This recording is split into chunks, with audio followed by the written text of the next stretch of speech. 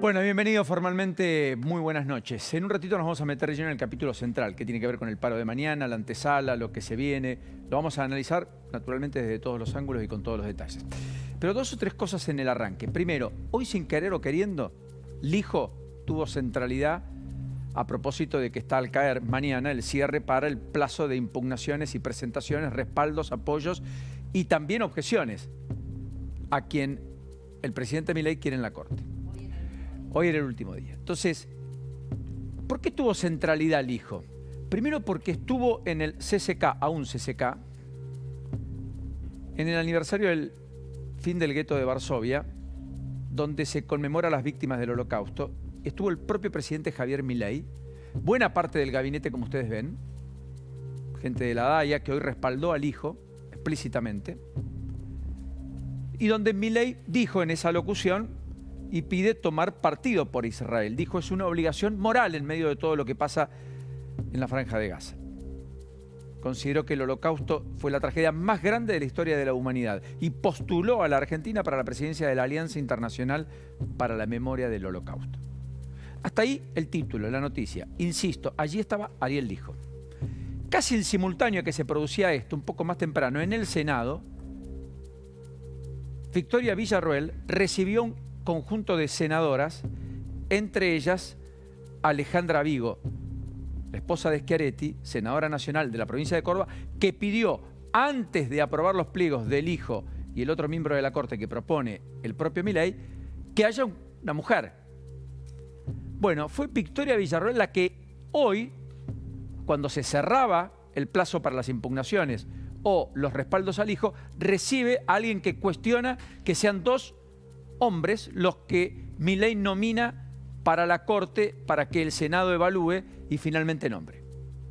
Yo creo que no pasa inadvertido en ningún caso. Es un claro gesto, otra vez, de Victoria Villarroel, que ya lo había dicho en público por otra parte, de disociación sobre lo que el presidente eventualmente planteó.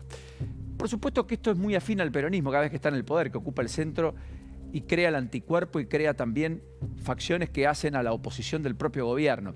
No es este el caso, pero está claro que hay algunos matices entre la propia Villarroel y Milei y que una vez más este punto pareció aflorar en el día de hoy. Después, más allá de eso, está el capítulo económico, porque el dato del INDEC de hoy respecto a la construcción y la industria fue realmente muy importante. Yo quiero compartir con ustedes dos o tres placas, después nos vamos a meter con Pablo Fernández Blanco en el detalle del análisis, pero todo esto se da en el contexto donde la Ciudad de Buenos Aires confirma la baja de inflación y mucho tiene que ver probablemente con esto que están viendo acá. Este es el nivel de actividad en la construcción que se derrumbó por pandemia en 2020, pero que tuvo una caída como nunca en esta serie histórica que viene desde el 2012, 12 años, en los primeros 3 meses de este año. Cayó más del 30% y cayó 42% en marzo en términos interanuales, 42%. Es una caída monstruosa, construcción, que además termina cayendo también respecto a febrero. Es decir, la foto no es buena, la película tampoco es mejor. Pero miren lo que es construcción. Obra pública, por supuesto, también obra privada, Costo en dólares a $1.200, $1.300 el metro cuadrado, costo por encima de la media lejos, histórica argentina, más del doble de lo que costaba acá salida de pandemia, fines del 2020, comienzo del 2021. ¿Cuál es el otro dato? Caída del 42, 14,2% respecto a febrero en la serie desestacionalizada. Es una caída a todas luces muy fuerte, con un componente de mano de obra de baja calificación, que es lo que primero y rápidamente incorpora la construcción, que le pega a los sectores más vulnerables y en particular a buena parte del empleo informal en la Argentina. Después viene la industria. La industria también tuvo una baja de 2 dígitos, pero no del 10, del 12, del 21,2%, nivel general. Ahora, muebles y colchones 40%, maquinarias y equipos 37,9%, maquinaria agrícola, a los cuales el gobierno les redujo los aranceles para que se importen desde el exterior, en un contexto donde, fruto de la sequía, además del muy mal año pasado, la industria viene de capa caída, porque el campo no pudo capitalizarse. Productos minerales no metálicos, 35%, industria metálicas básicas, 34% de caída, mucho vinculado a la construcción acá. Vehículos automotores, carrocería, remolque, autopartes, 25,2%, productos textiles, 25%, productos de metal, 24,6%. O sea, caída realmente muy fuerte. Las menores, sustancias y productos químicos, 4,8%, y refinación de petróleo, 4%.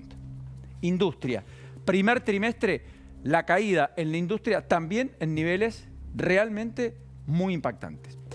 ¿Qué pasa con la inflación? La contracara. Se vende mucho, se inflan precios, se vende muy poco, se contraen precios. Bueno, Ciudad de Buenos Aires marcó el techo para la inflación nacional que vamos a conocer el martes próximo. 9,8%. Esto es lo que dio el Instituto Estadístico de la Ciudad de Buenos Aires.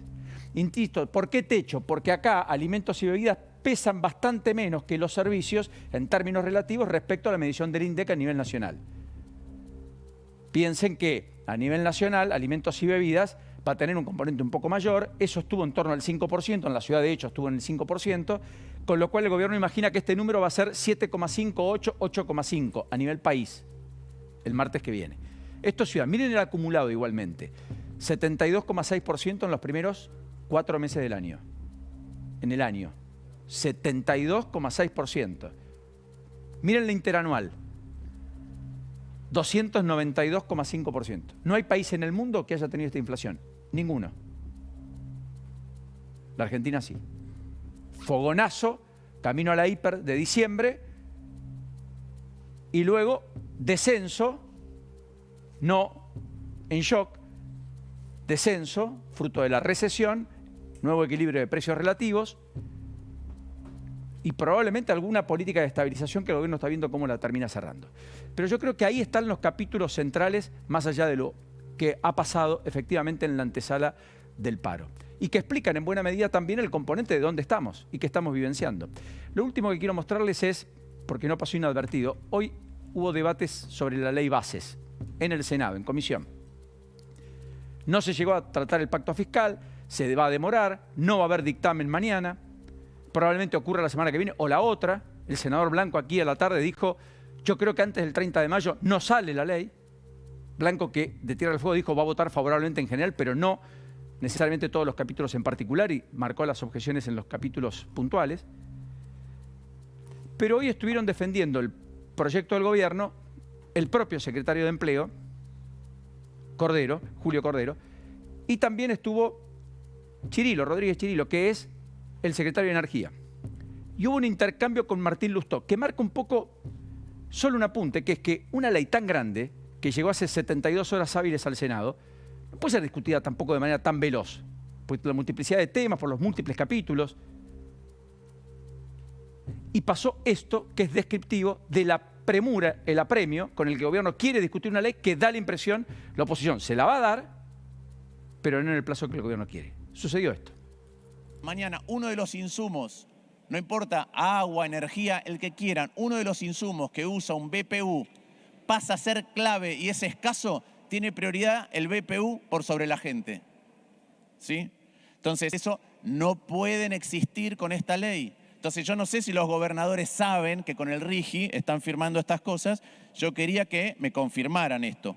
Bueno, es que el 191 no lo había leído, lo estaba leyendo mientras lo explicaba, ¿no? Por eso no tengo respuesta, pero sí te quiero explicar lo que es la doctrina de la Corte de la no interferencia, es decir, no dictes normas que violen, infrinjan, perjudiquen, etc. Este régimen, si aún hayas adherido o no hayas adherido. Y no te tenés que ir al CIADI, como alguien me pareció escucharle. A ver, deberá en forma inmediata impedir su aplicación si realmente lo genera. Si no lo genera, lo que está fijando es quién se va a expedir. Perfecto, pero no me diga que no es la justicia federal, no me digan que es el CIADI.